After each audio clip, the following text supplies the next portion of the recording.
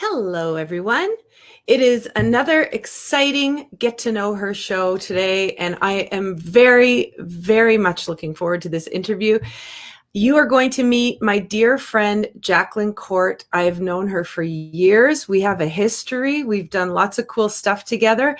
Jacqueline is a content creator. She has done so many amazing things in her career.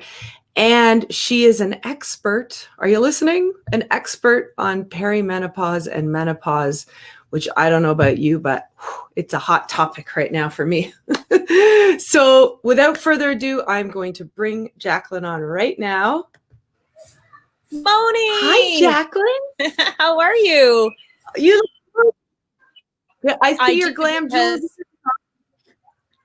Okay, I don't mean to like shamelessly plug you, but I have to say, because I love my jewelry, but these ones, because I'm a child of the 70s, they have like a bit of a throwback to the 70s disco for me, and I love like the way they hang.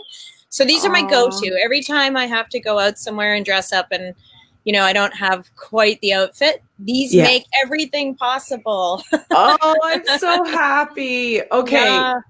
I can't believe you started with that because I was going to start with our history. And now people know how good you are at what you do from what you just did. So I'm trying to remember, Jacqueline, I think I met you like 15 years ago. Yeah. It maybe 2004. 2004. It was 2004. I came across your stuff at Joelle's in Burlington, my favorite store. And fell in love with it right away. And then I think Joelle must have introduced us. I was working in PR at the time. Yeah, and, that's right. Yeah, and you were just... I know. I had said to Joelle, I think I need a PR agent. I need someone to help me to get my brand out there. And she said, well, you need to meet Jacquie because she's in PR, and she said, and she writes for a magazine called Lulu. Remember that magazine? Oh, Lush magazine. Or was it Lush? Yeah, it was Lush, and and I was writing for Elle as well.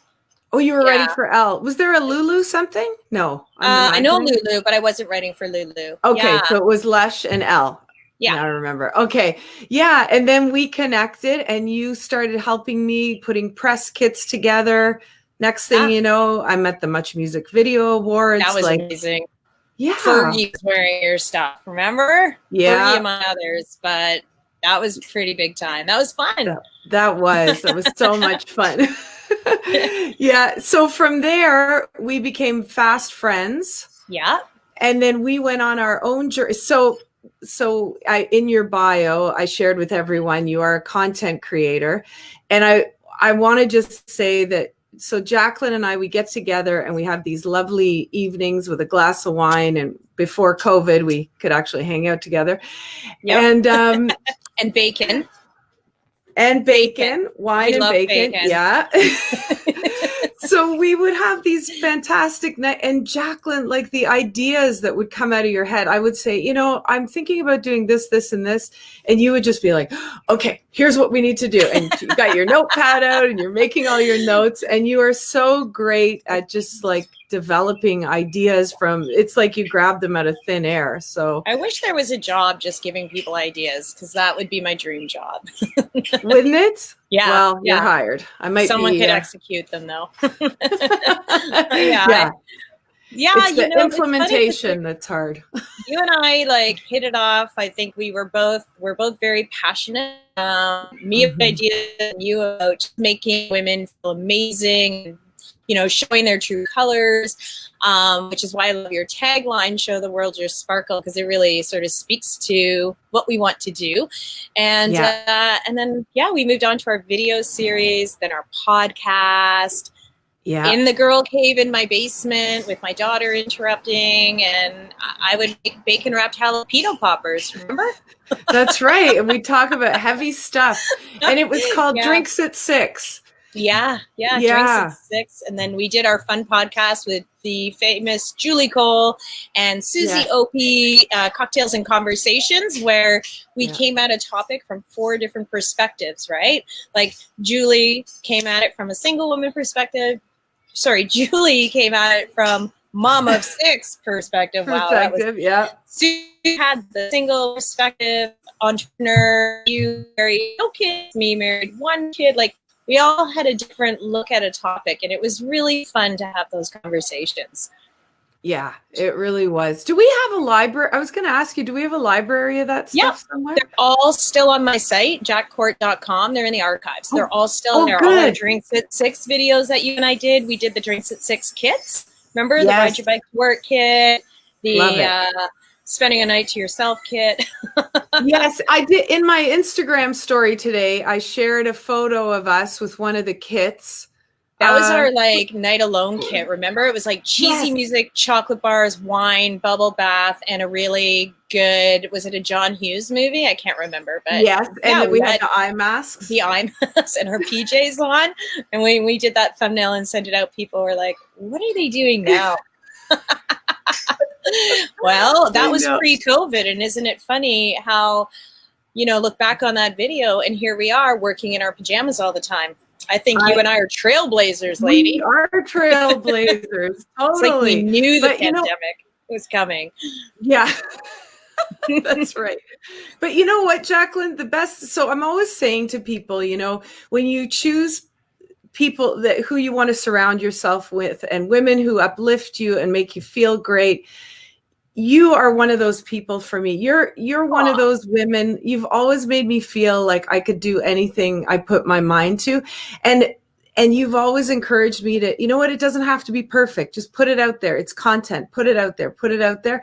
And I'm doing this today because of you, girl. Honestly. Oh, you're seriously awesome. Like, you really helped me with that. And I have to say, like, likewise, I enjoy our nights and our brainstorms because I think you and I, we bring such a passion to the table, and then you're so creative and artistic, and looking at what you're doing and where you want to go and how you want to change women. It's right on board with the way I think. And I mean, you give me so much to work with. So, hey, Sarah Turrell likes bacon and wine. Oh my, Sarah Turrell, you got to meet her. She's I went to Cuba with this amazing woman. Oh, wow. So it was for a women's conference, and the two of us kind of knew each other. And she's one of those people, how you meet someone and within 5 minutes you're like, oh, you're my sister. Okay. Yeah. So anyway, you would have been proud of us. Sarah and we maxed out that whole trip. We did whatever we possibly could to enjoy every minute of it. Good for you guys. Yeah. That's awesome. Yeah, it was great. Yeah. So Jacqueline, I want to talk to you first of all about you as a little girl growing up. What was your dream? Like, what did you want to be when you grew up? Or maybe you haven't got there yet. I don't know if let's not compare my age to my chronological years versus biological. When I was little, this is really funny for anyone who knows me because I suck at math, and I've recently just failed grade 3 math doing homeschooling. But what I wanted to be was an astronaut. I wanted to go to space. I used to sit in my closet and shut the doors and put stars hanging from my hangers and do the blast. And I remember watching a kid show called Vegetable Soup. It was all these puppets. Anybody out there who grew up in the 70s might remember this. They were all puppets, and they traveled to different planets in outer space. And I was like, I totally want to be an alphabet soup. And even now, I'm fascinated with the universe. But, math got to me. You have to be really good at math to travel to outer space. That and some claustrophobia might have stopped me too. Being in a little ship in an atmosphere and outer space, that was a little bit nerve-wracking for me. Mm-hmm. Yeah, so I decided to write about it instead. Oh, that's so cool. We need to get a coffee date with you and Chris Hadfield. I'm sure he's free right now. Totally. He's probably dying to talk to me about outer space. Yeah. By the way, speaking of outer space, did you watch the rocket launch with Bob and Doug? I did not. I did not watch the rocket launch. We got rid of everything except for Netflix and Amazon Prime. Okay. I could have watched it online, but I spend so much time online these days that when I can get offline, that's what I'm doing now. Yeah. So we watched it, and I guess it's the first private rocket launch that ever happened. Anyway, This is Elon Musk. yeah, the Elon Musk. Yeah. But I was laughing so hard because I'm thinking, okay, normally wouldn't they refer to these people by their last name? But I'm guessing, and I don't know everything about it, but because they were regular guys, I'm like, are they calling them Bob and Doug because they're regular guys, or are they trying to make us laugh like the two hosers going into outer space? Or But are they really Bob and Doug? Yeah. Are they really? Is there a mouse in a beer Yeah. bottle going up with them? No. I didn't watch it. I'm gonna have to go and watch it. It's so funny. Yeah, every 2 seconds is Bob and Doug, Bob and Doug, and anyway, just because of that, I couldn't stop laughing. I'm a big fan of the hosers, so I have to go back and watch them again and reacquaint myself. But I used to watch them all the time. yeah. I used to find it really silly back then, but now as I get older, I think I would find it a lot funnier than I found it back then. By the way, your necklace, I love that. Oh, it's actually three. A little one. Okay. One. Yeah, I'm pointing. I want that one, and that one. Okay. Oh, cool. Okay, I should raise my share of it. Oh, now you know what I like about it too, Monica? Like as we get older, we get like some wrinkles. I don't really want to. Oh, no. I don't see any. Point that out too much, and like our décolleté starts to like get a little. So that is great camouflage. It is, and it's nice and it's light. That's what I like now. I like to wear lighter things. My sagging neck. Look at my still firm décolleté. Exactly. So, Jackie, how do you feel about taking us through your career a little bit? Yeah, sure. Nope. Sorry, what? I interrupted you. I just like where you started. Like PR was your start, right? Yeah, I had a really weird career. My very first job out of university was working at Canadian Living magazine and then over at Select Homes and Food, which is now Style at Home. And I knew back then I wanted to write. So my first amazing gig I was an editorial assistant, which is basically like just a coordinator. And then I was given the opportunity to have a regular column in the magazine where I would interview celebrities who were in town about their homes, which was super fun.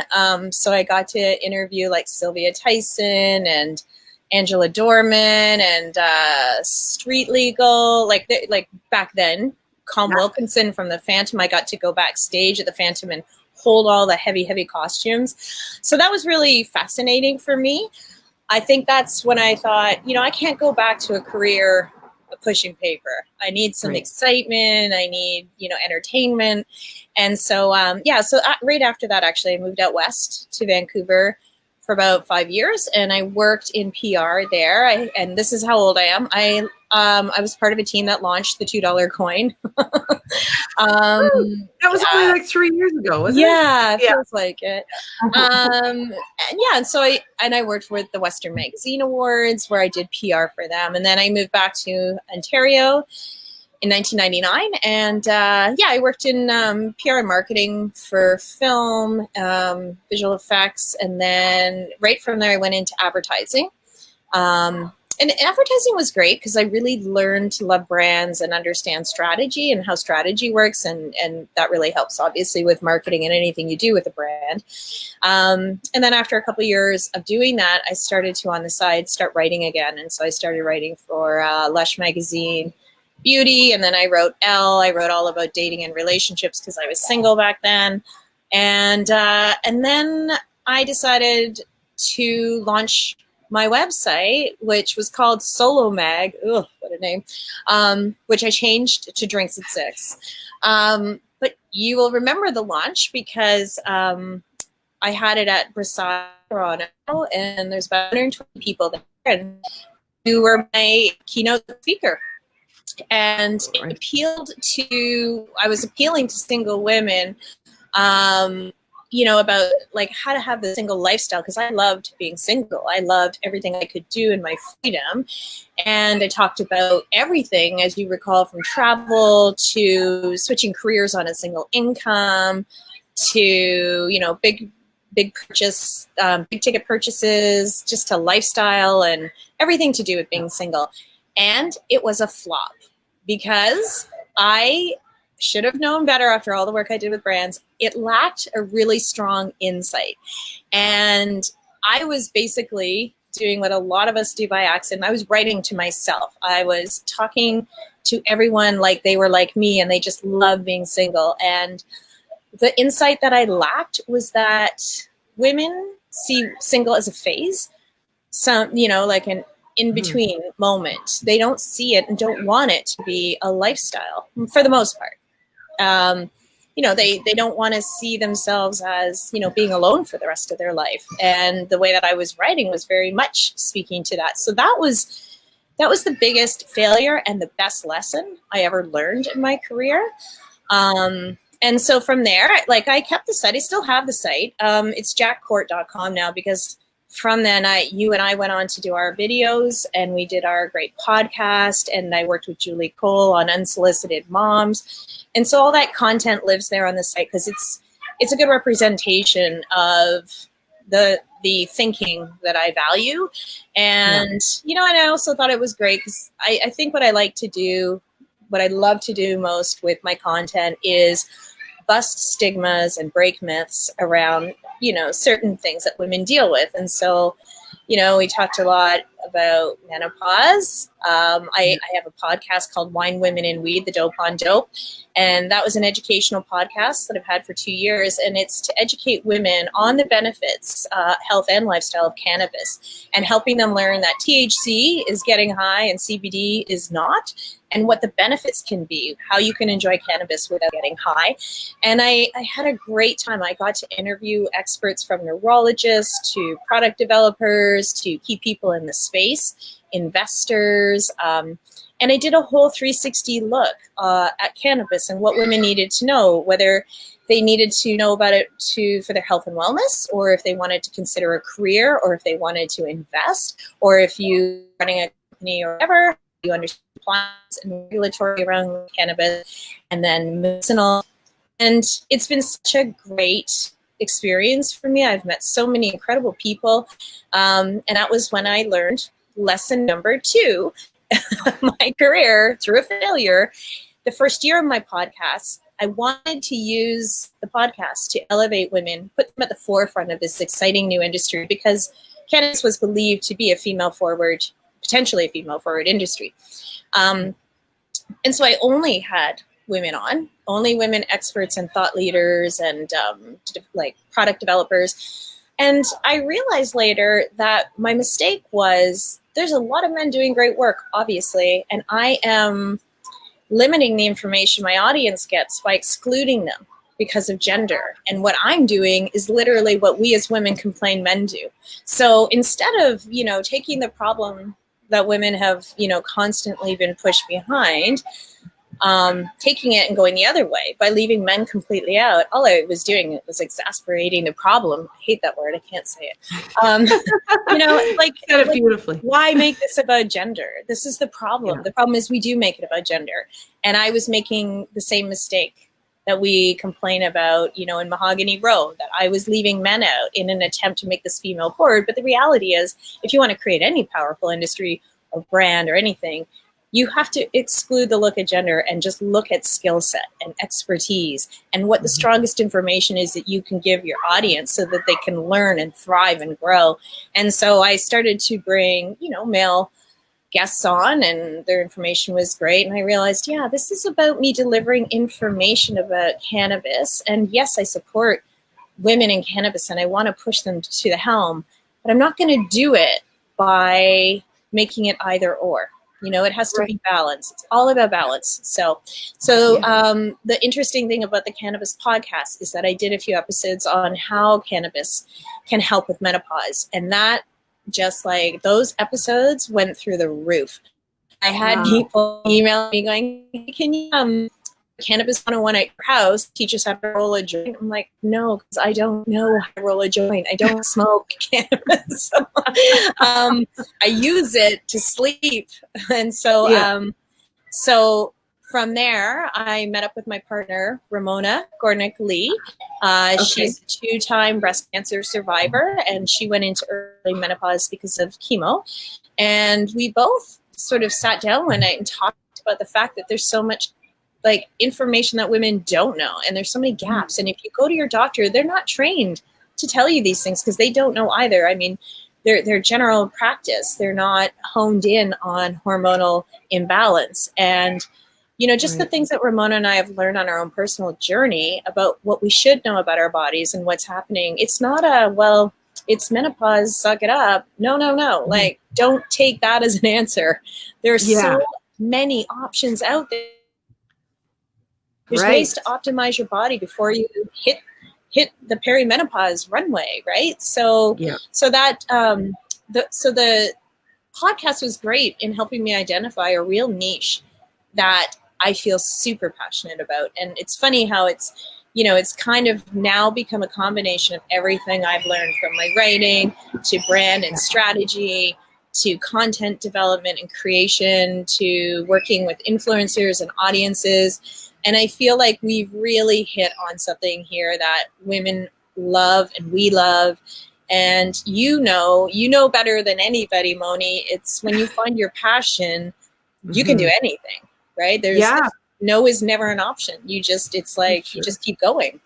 Yeah, exactly. And I remember when you first started these discussions and I was like, oh, well, I'm not feeling it. I'm not sure. Is it real? Like, is this menopause thing going to actually happen to me? Well, let me tell you, after turning 50, so I actually, a couple of weeks ago, I wrote this blog that I just felt I had to share with people. And it was called Midlife Crisis. Is it a curse or a gift? Right. And I had a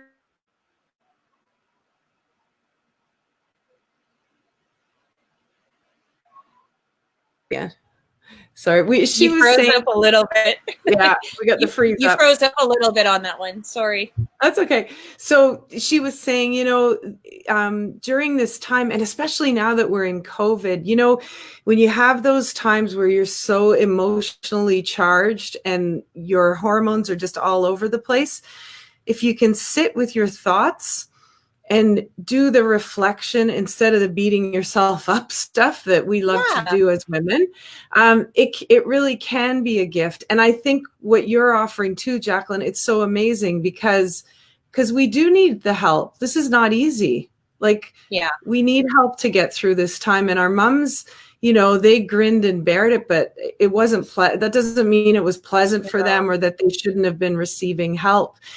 I wanted to talk to you as well about, I know there are certain foods that we can eat as our estrogen levels decline, correct? Did you do any discussions on that stuff with, Well, let me just sort of give you, like, I love that you call me an expert on this. I'm only an expert by proxy because I'm postmenopausal. I went through early menopause. But I have to just sort of clarify. I am not personally an expert on anything in the menopause space other than She 2.0 is the company we've started. It's She 2.0 Life North of 40. We bring experts on to talk about all of these different areas, nutrition. You can do a blood analysis, which I think every woman should do as soon as she feels like she's in that age range, to help set you up optimally for the experience, because you can actually make it. You can decrease the symptoms by making sure your body's working properly. And that's something no doctor has ever really talked to us about. So yes, you're absolutely right about foods. There are triggers for symptoms. There are foods that can make it optimal. There are supplements. There are procedures. There are things you should do in advance of any of this happening. Off the top of my head, I really can't tell you what they are, but I will tell you that we are launching our North of 40 video series in about 3 weeks. We have 2 series ready to go. The first one is like a Menopause 101, 3 videos in the series, each one with a different expert talking about different areas of menopause. The second one is more menopause and lifestyle. And then we're going to just keep going from there. It's going to be about sexual health, pelvic floor health, mental health, lifestyle, and, you know, physical health. I mean, there's so much we don't know, even in as much as women don't know that, you know, during menopause, your sex drive can go down the toilet. But physically, if you don't continue to be active sexually, your pelvic floor, your vagina can atrophy. In some cases, this can fall out. And really, it's not every woman, but it is something to be aware of. And, you know, those are things that you then have to get treatment for. It can make sex painful. You know, we don't work out the same in our 40s, 50s that we did in our 20s, 30s, because our bodies need different things. We need to build bone density now. And cardio is important, but it isn't the thing that's going to make us lose weight anymore. So bringing these experts to our series has been really great. We've already had, like I said, the 6 interviews. We have a few more starting next week. And when those interviews air, I think we're going to have a lot of women with a lot more questions about what's going on and realizing that you shouldn't take, I don't know, or this is what it is as an answer. So, but I will tell you one thing that you're not going to want to hear. Alcohol will make your hot flashes absolute hell. Yeah. And it sucks, especially during COVID, because we're all using alcohol to taser ourselves a little while we have everything going on and we're all at home together. But it is triggery for things like hot flashes. Yes. But you're right. COVID is a tough time because it's a tough time anyway. We're worried about the mental health of our loved ones and ourselves. But with menopause, perimenopause, which is tricky. Perimenopause is so tricky because most women, like you said, don't know they're going in it.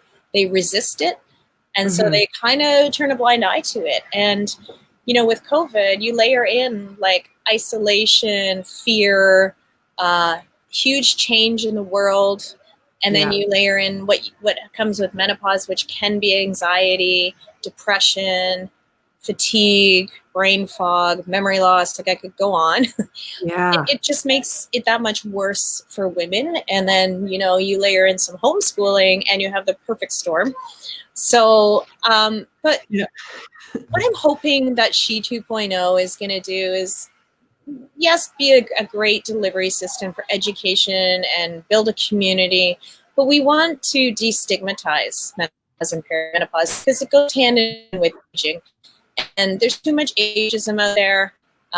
Women need to support women because, like I said, depression is a big issue in menopause. And when we feel alone in the experience and we can't talk to people, then it can make that worse for us. And with little information about how to help ourselves, we feel disempowered and helpless. And so we give into our hormone rage, we give into all these things. There's no answer, there's no end in sight, and it becomes this horrible negative experience.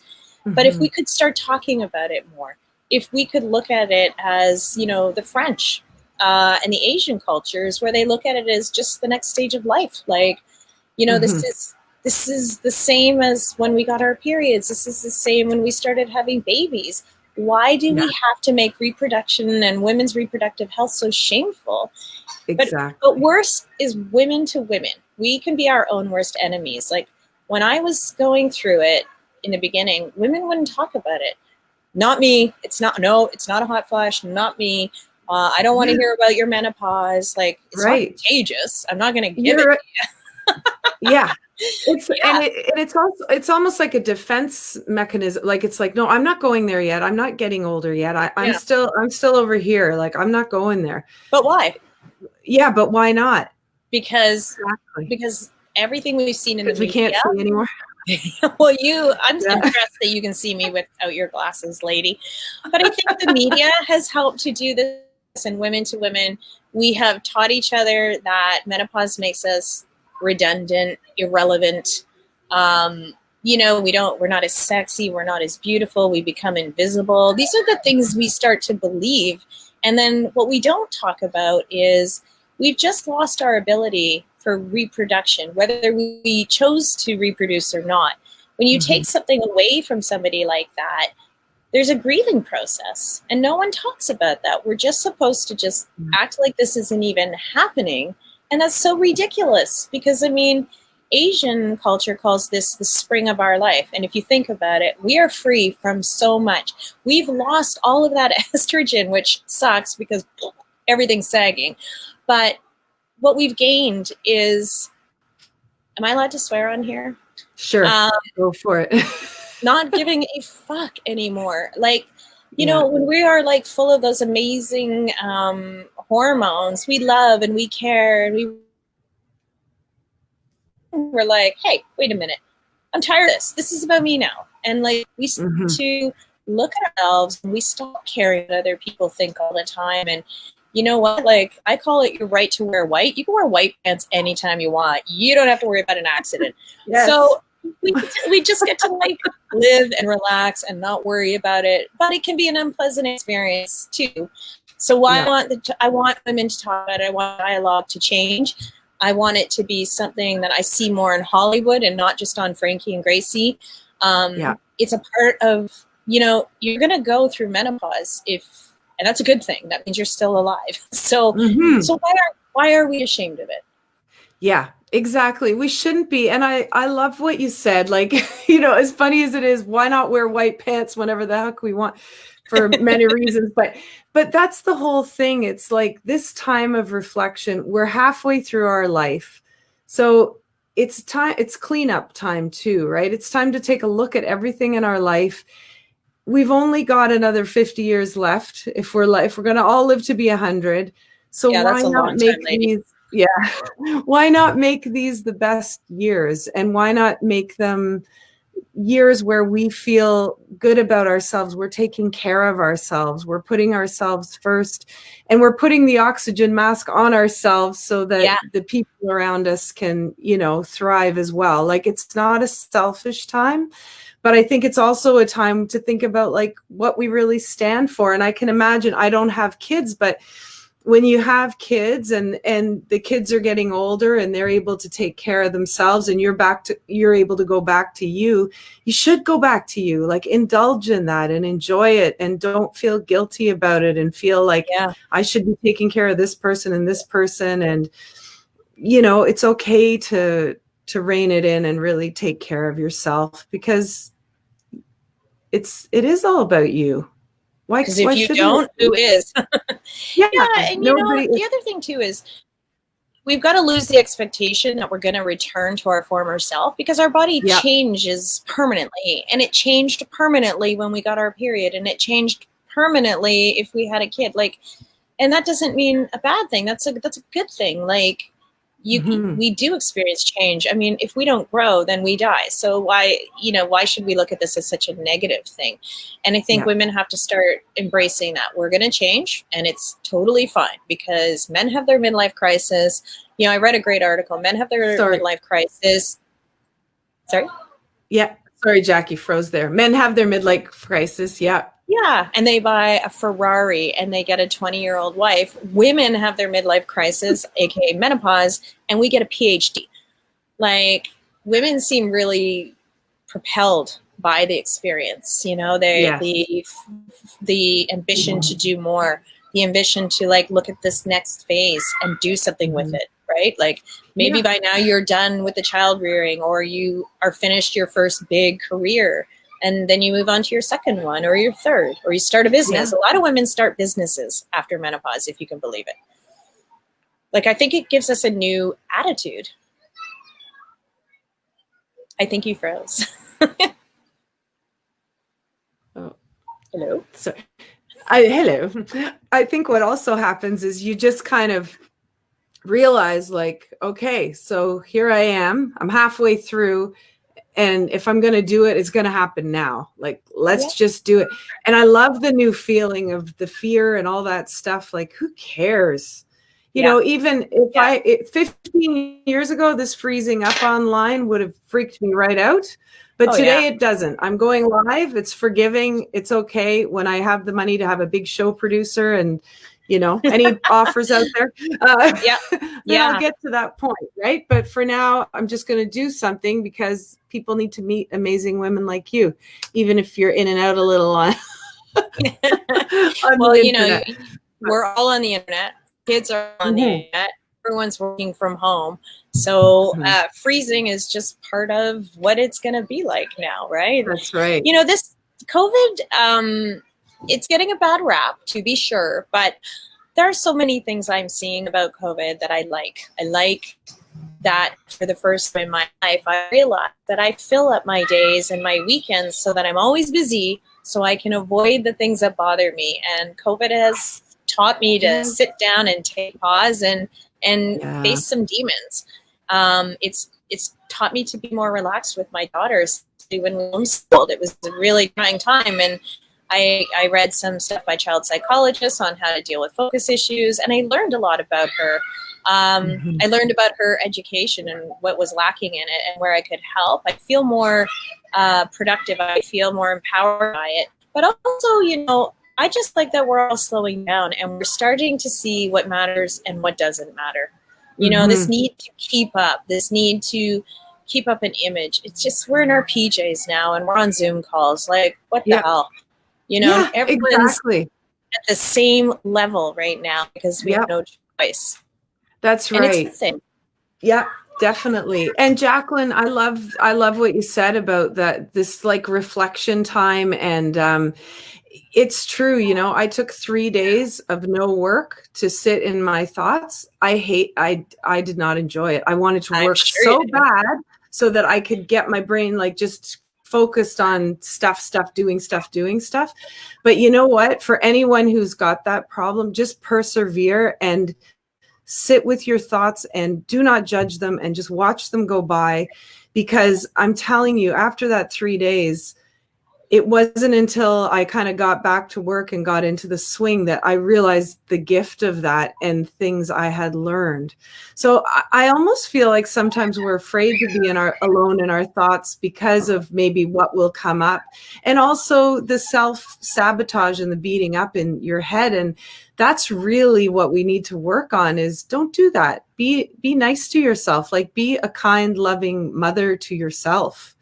And live the next 50 years that way. Like let's stop the negative self-talk and all of that crap. Like what purpose does it serve? I think it's something that's built into us. And I do feel like women are raised to be people pleasers. And I feel like even with my daughter, I catch her at a young age saying those things to herself. And like I can hear her muttering, and I will pull her over and say, whoa, don't you ever talk to you like that again, because you would never talk to me like that. You would never talk to your friend like that. Why would you talk to yourself like that? Like, check yourself, lady, and see the way you're talking to yourself. And she's like, I'm not even allowed to talk to myself like that without you interfering? Like, well, I'm going to interfere now, because if I don't, down the road, there's going to be a lot of untangling. You know, a lot of people don't like to meditate or do yoga because they don't like to be alone with their thoughts. And when you don't like to be alone with your thoughts, that means you got some deep stuff buried. And this is the time to clear out that mess and move into the next phase of your life with a clear conscience.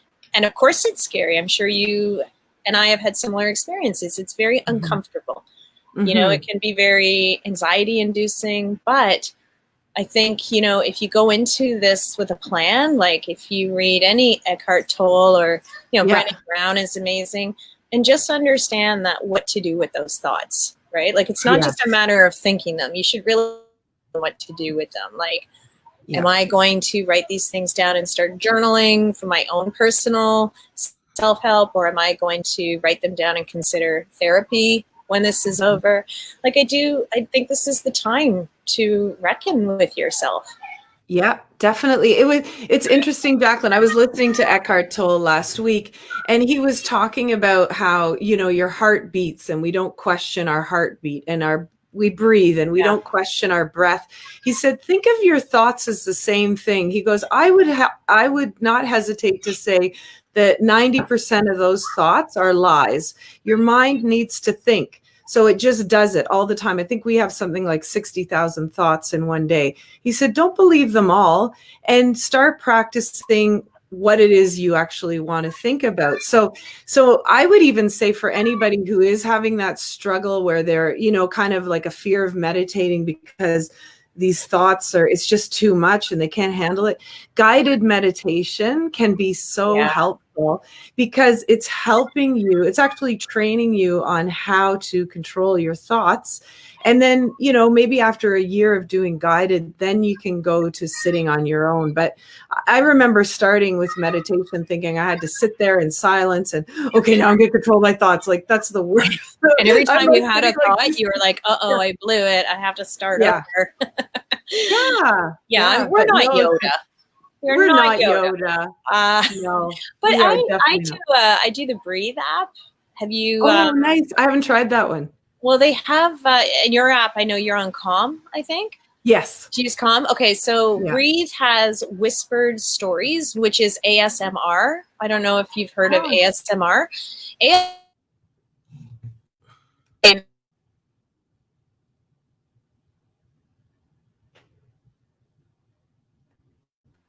What happens is, like, if I were to do a YouTube ASMR video, I would get Magic Mike out. You remember our omnidirectional mic we use for the podcast? Excuse me.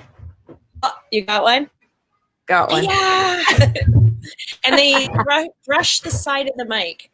They brush either side, and then they'll like. Oh yes, I have heard of this.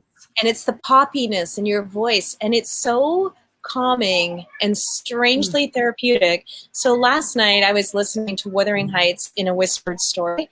I have never made it through 3 pages of any whispered story without passing right out.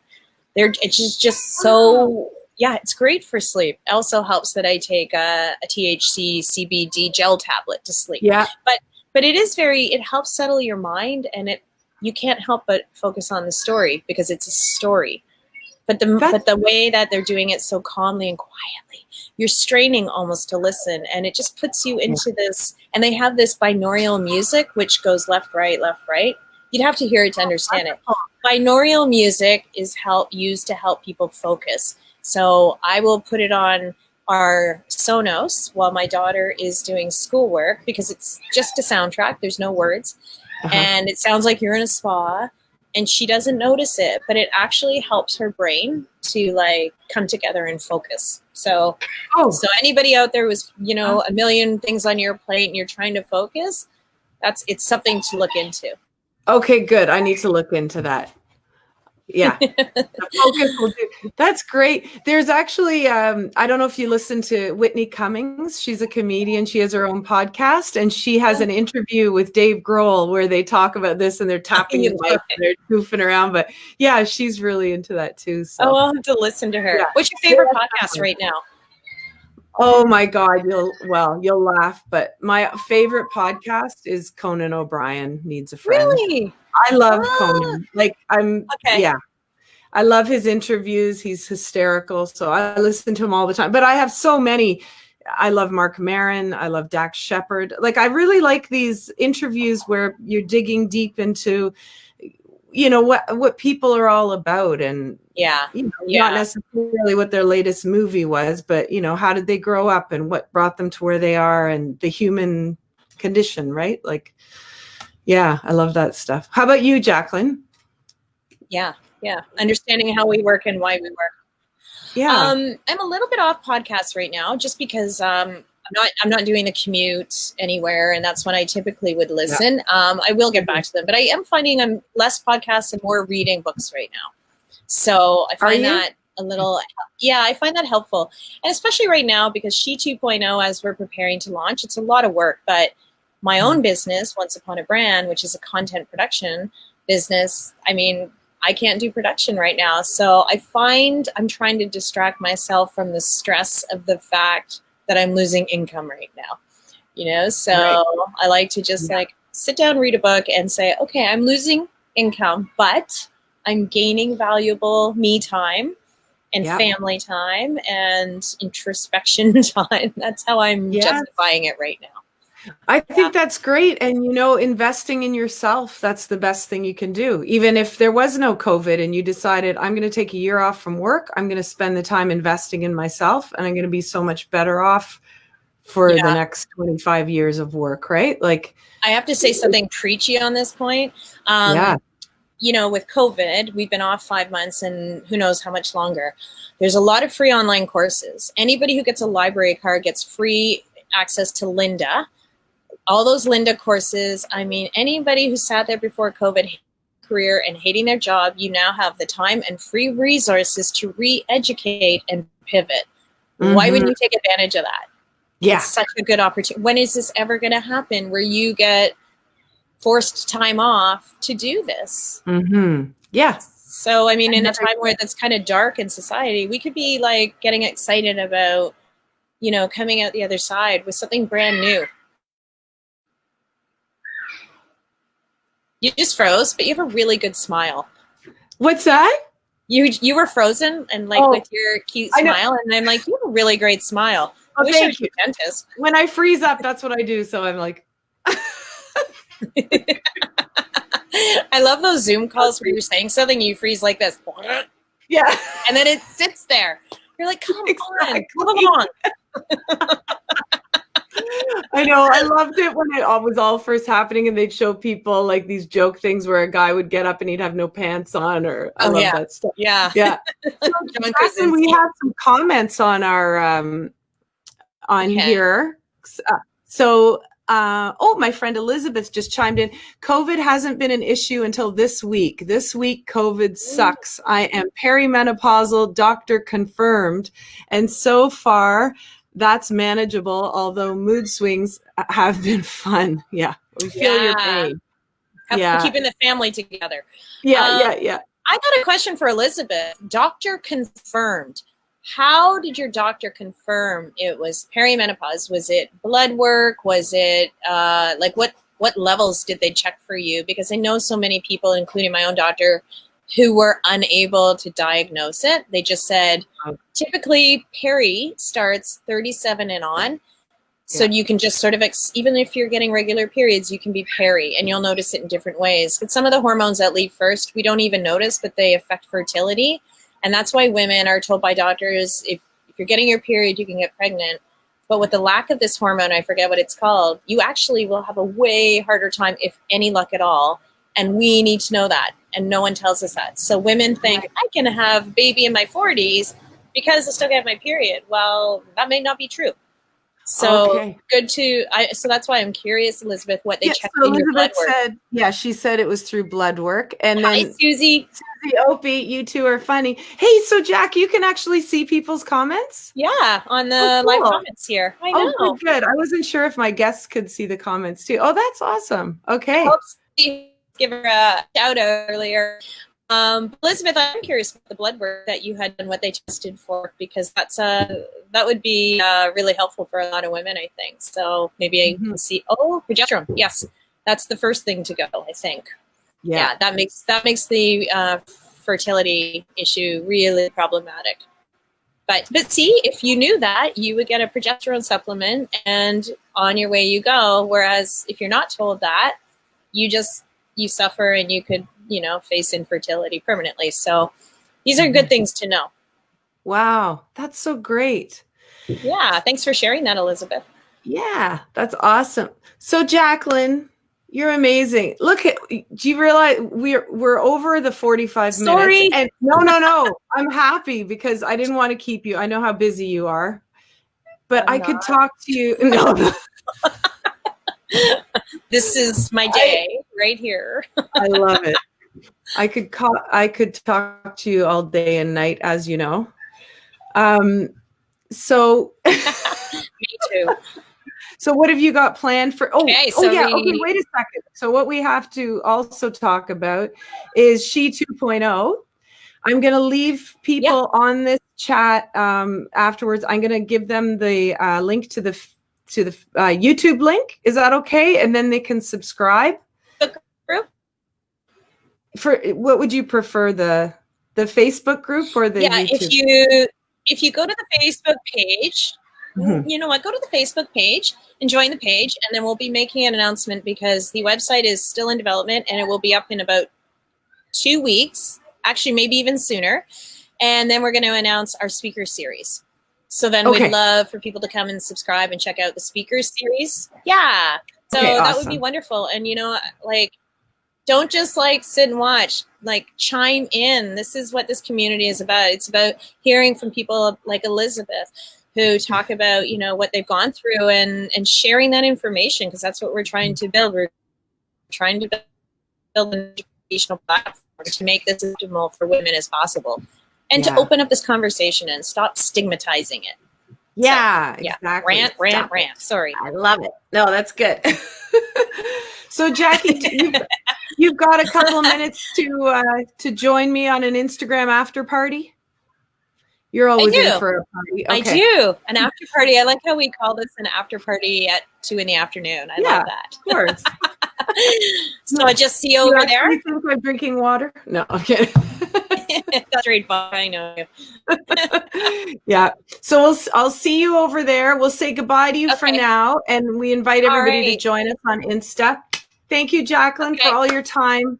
Thank you, and I look forward to seeing you, as the kids say, IRL, in real life soon. Oh, yeah. Love it. Yeah. Okay, and we'll grab Susie and Julie, and we'll have a night. Okay. We will. It's great to be part of this. I love that you're doing this, Moni. You've had so many wonderful people on, so I'm really honored. Aw. Well, you're just amazing. So no wonder you're on here. Thank you. Okay, I'll see you on Instagram. See you there. Okay. Okay, bye. Bye. Thank you guys so much. Elizabeth, thank you for chiming in with your own personal experience. I really appreciate that. This was such a great chat. If you happen to be watching this on YouTube, I would love it if you subscribe to the channel, and then you can click the little bell for notifications and be notified as soon as we have interviews with wonderful women like Jacqueline on our Get to Know Her show. So thank you so, so much. We will see you on Instagram Live, and I wish you a wonderful rest of your day. Bye for now.